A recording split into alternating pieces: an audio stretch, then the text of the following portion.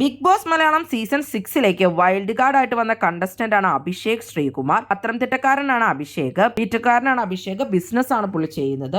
Original ആയിട്ട് തന്നെ താൻ നിൽക്കുമെന്നാണ് പുള്ളി പറയുന്നത്. നിലപാടൊക്കെ ശക്തമായി പറയുമെന്നും പുള്ളി പറയുകയുണ്ടായി. ഒരു അറ്റാച്ച്മെന്റും ആരോടും ഉണ്ടാകില്ല എന്നും ഡ്രാമ ഉണ്ടാവില്ലെന്നും സെന്റിമെന്റ്സും ഉണ്ടാവില്ല എന്നൊക്കെയാണ് പുള്ളി പറഞ്ഞിട്ടുള്ളത്.